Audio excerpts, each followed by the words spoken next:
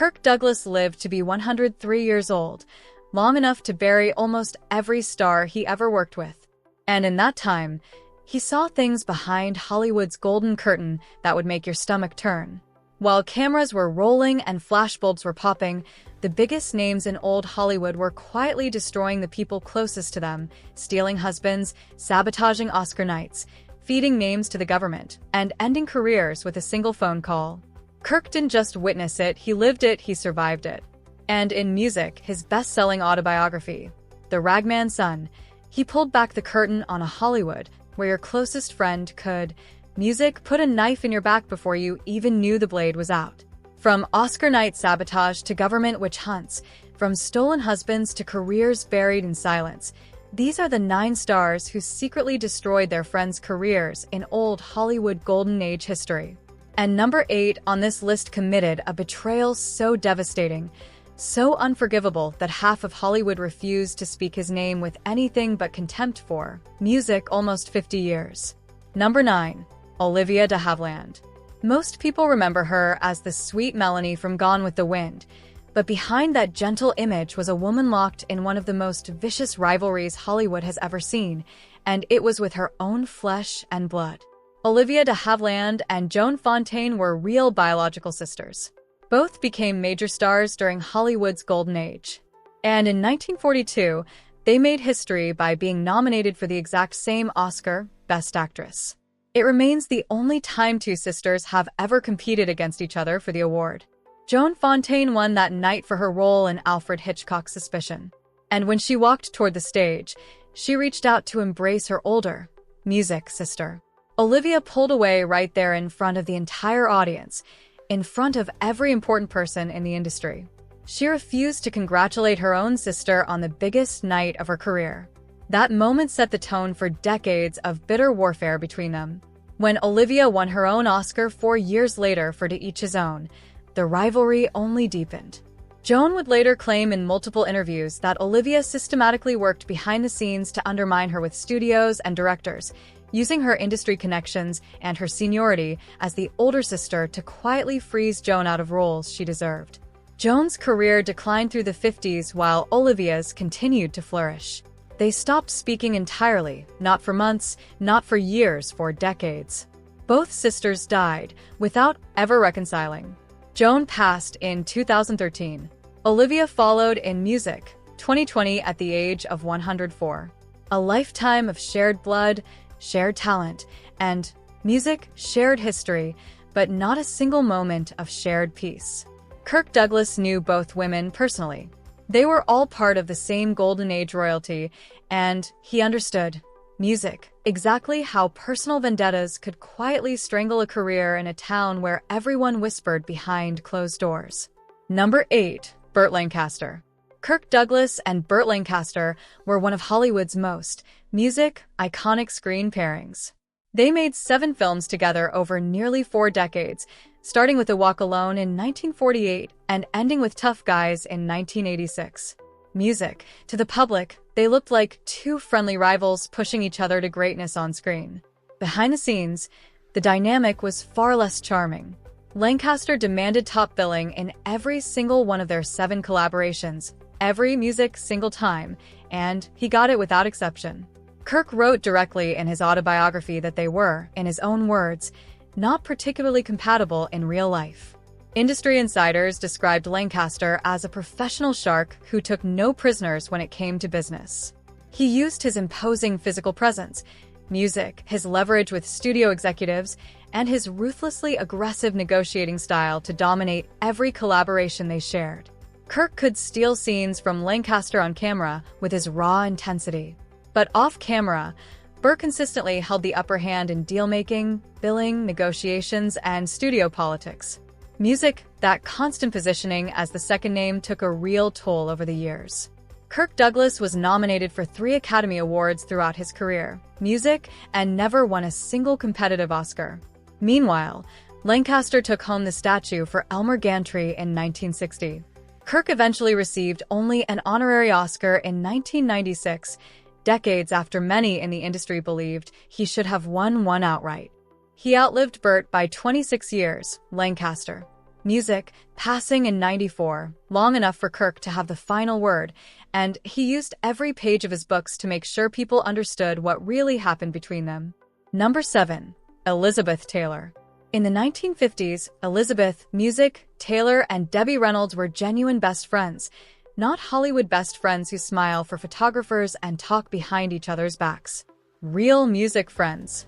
They doubled regularly with their husbands. Taylor was married to producer Mike, Music Todd.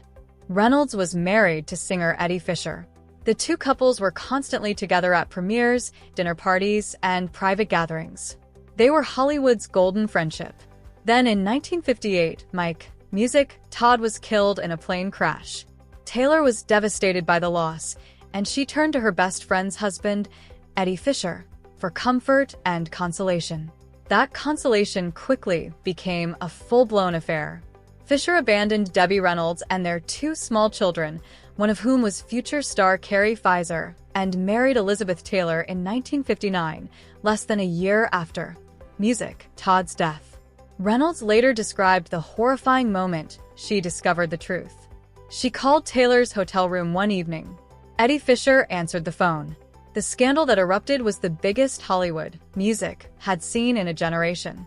The entire world watched as one best friend publicly destroyed another woman's family and marriage. Reynolds was humiliated on a global stage. Fisher's career actually suffered the most in the long run because audiences saw him as the man who abandoned his wife and young children for his wife's best friend. Music, and the truly cruel irony is that Taylor eventually left Fisher, too, for Richard Burton on the set of Cleopatra, proving that the entire devastating betrayal had been even more pointless than it already seemed. Kirk Douglas was close friends with Mike Todd. Music, they were neighbors in Palm Springs. He wrote about Todd in his autobiography and understood intimately how one selfish act of betrayal could, Music, send shockwaves rippling through an entire Hollywood community for years. Number 6. Alfred Hitchcock. Music, Alfred Hitchcock first noticed Tippi Hedren in a television commercial and immediately, Music, decided she would become his next great leading lady. He cast her in The Birds in 1963 and Marne the following year. She was being groomed as his new blonde muse, following in the footsteps of Grace Kelly and Kim Novak. But Hitchcock's obsession, Music, with his leading ladies ran far deeper than anyone on the outside could see. During production, Hitchcock began making aggressive and unwanted sexual advances toward Hayden when she firmly and repeatedly refused him. His behavior transformed from obsessive admiration into cold and calculated vindictiveness. Hitchcock kept Music, Hayden locked into an exclusive personal contract for 2 full years after the completion of Marne. During that entire period, he refused to cast her in any music project of his own. But here is the truly cruel dimension of his revenge. He also refused to release her from the contract, Music, which meant no other studio or director could hire her either. She was completely trapped. Hollywood's most exciting new star. Unable to work, unable, Music, to leave, unable to do anything but watch her career momentum evaporate day by day. By the time her contract finally expired, the industry had moved on to newer faces. Hedren never regained her position as an A-list star despite being genuinely talented. Her daughter Melanie Griffith would later become famous in her own right, but Tippi's career was permanently stunted by one powerful man's wounded ego. Kirk Douglas understood this system deeply. He had fought against the stranglehold of studio contracts his entire career and eventually formed his own production company, Brina Productions, specifically to escape, Music, this kind of suffocating control. Number 5. Frank Sinatra. Peter Lawford was a core member of the legendary Rat Pack. Alongside Frank Sinatra, Dean Martin, Sammy Davis Jr., and Joey Bishop. He was also married to Patricia Kennedy, sister of President John F. Kennedy. Music, that connection to the White House was precisely why Sinatra kept him close. Sinatra was utterly consumed by the glamour of presidential power, and Lawford, Music, was his direct bridge to it. In 1962, Sinatra spent a fortune preparing his Palm Springs compound to host the sitting president. He constructed a helipad, expanded guest quarters, and planned every detail with obsessive care. Then, at the very last minute, Attorney General Bobby Kennedy, Music, advised his brother to cancel the visit, citing Sinatra's widely known associations with organized crime figures. Kennedy, Music, stayed at Bing Crosby's estate instead, a Republican's home, which twisted the knife even deeper. Lawford was the one forced to break the devastating news to Sinatra. He was nothing more than a messenger. But Sinatra's fury was biblical. He took a sledgehammer to the helipad he had built with his own money. He shredded every photograph he owned Music of Lawford. Then, he methodically set about erasing Lawford from his professional life. Lawford's role in the upcoming film Robin and the Seven Hoods was immediately stripped away and handed to Bing Crosby. Sinatra, Music, broadcast through every channel in Hollywood that Lawford was finished. Years later, when Lawford attempted Music to attend one of Sinatra's Las Vegas performances, hoping to make peace, Sinatra, Music, discovered he was in the audience and flatly refused to take the stage until Lawford was physically escorted from the building. The destruction was absolute and permanent. Lawford descended from A-list cinema to game show cameos and bargain bin productions. His marriage to Patricia Kennedy, Music, disintegrated by 1966. He fell into severe addiction, and he died broke at just 61 years old in 1984. His own children could not afford his funeral, Music, expenses. When he was finally laid to rest, it was only because a former manager stepped in to cover the costs.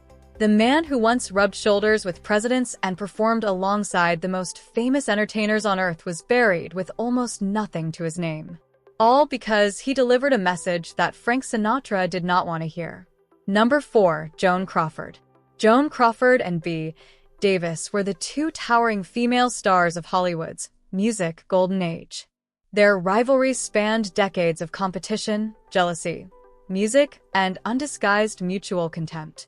In 1962, the two women were brought together for Whatever Happened to Baby Jane, a psychological horror film that brilliantly weaponized music, their real-life hatred to fuel performances that were terrifyingly authentic. The film was a smash hit. B.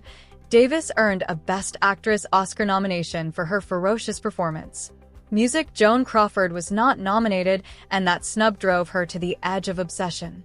Crawford devised one of the most coldly calculated music acts of sabotage in the entire history of the Academy Awards.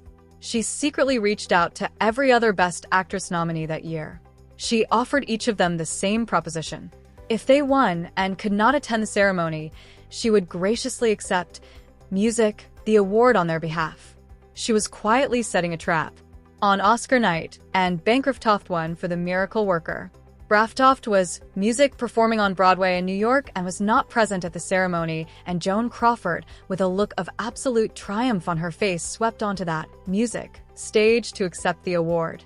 She glided past a visibly stunned B.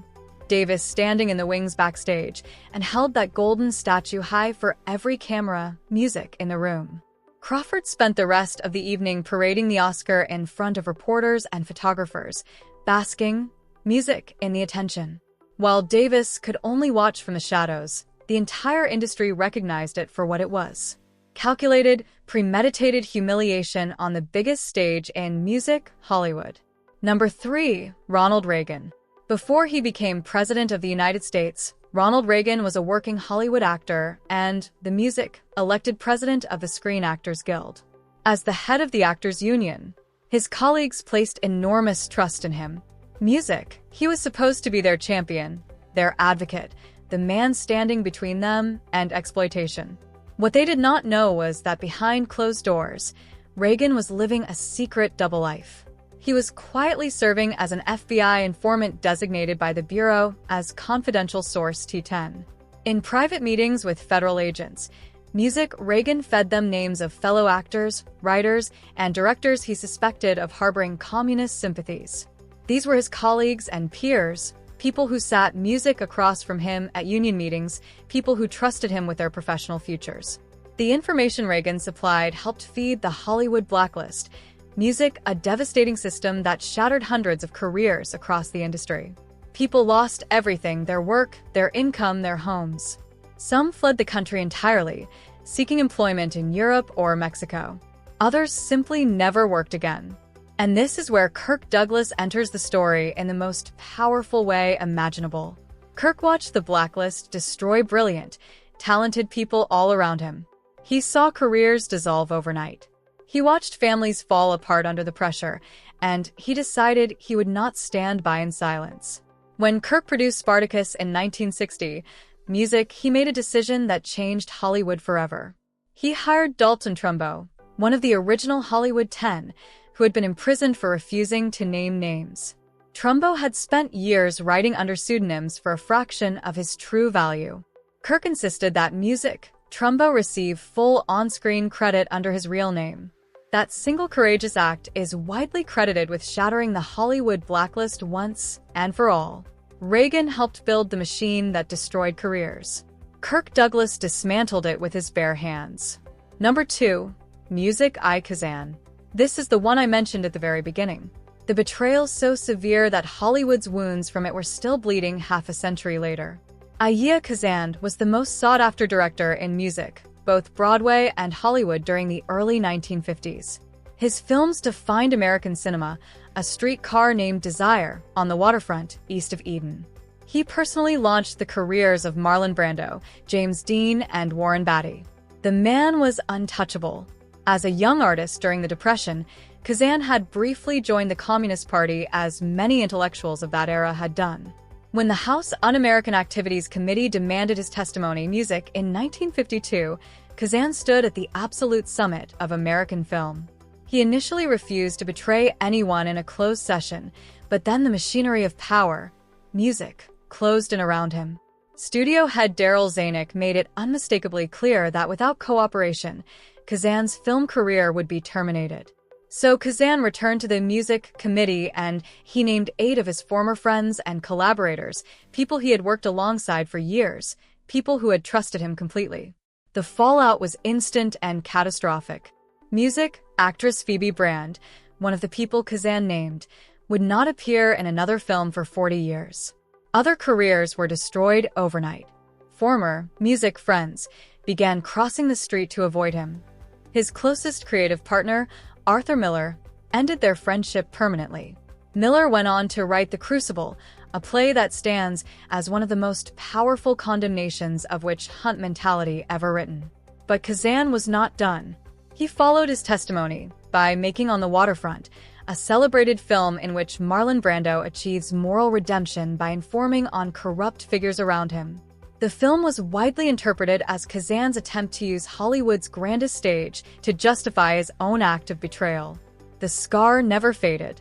When the Academy awarded Kazan an honorary Oscar in 1999, almost 50 years after his testimony, 250 protesters gathered outside. Dozens of actors sat in stony silence in the auditorium, their hands deliberately still while others applauded. Kirk Douglas was navigating this exact world during these exact years. He witnessed everything Kazan did. And where Kazan chose to sacrifice his friends to protect himself, Kirk chose the harder, braver road, putting his own career at risk to set things right. Number 1. Walt Disney. This is the name that shocks people the most. Walt Disney is arguably the most beloved figure in the history of entertainment. Uncle Walt, the man who gave the world Mickey Mouse, Snow White, and Disneyland. The warm, smiling face of imagination and childhood innocence. But behind that meticulously cultivated image was a man who helped build the very machinery of career destruction that Kirk Douglas would later dismantle. In 1947, Disney eagerly testified as a friendly witness before the House Un-American Activities Committee. He was among the very first in Hollywood to cooperate. He used his testimony to specifically target the leaders of the 1941 Disney animator strike, workers who had simply organized to demand fair wages and humane working conditions. Disney harbored a deep, bitter grudge against the strikers. And he weaponized a government committee, to take his revenge, branding union organizers as dangerous subversives and helping lay the groundwork for the blacklist that would devastate the industry for over a decade. But there was something even more disturbing. In 1938, the Nazi regime's official filmmaker, Leni Riefenstahl, traveled to Hollywood seeking American distribution for her propaganda documentary. Music, every major studio in town refused to grant her a meeting. They shut their doors completely. The only prominent Hollywood figure who welcomed Riefenstahl was Walt Disney. He gave her a personal guided tour of his studio and previewed footage from his upcoming production of Fantasia. Music, this meeting took place after the horrors of the Night of Broken Glass were already front-page news around. Music, the world. And then there were the films themselves. Racial caricatures appeared throughout Disney's animated features during this period. Offensive stereotypes were embedded in beloved children's entertainment, viewed by hundreds of millions. One particular film was so deeply problematic that Disney's own company eventually sealed it in the vault permanently. Refusing to ever release it for home viewing, Disney built his empire on the image of warmth, music, and wholesomeness, while quietly enabling systems of persecution and prejudice that caused real harm to real people. Kirk Douglas once said that you can be a terrible person and be enormously talented, and you can be the kindest soul alive and have no talent whatsoever. He understood that old Hollywood was a place where ability alone could never protect you, where a warm handshake at a premiere could disguise a plot to destroy everything you had built.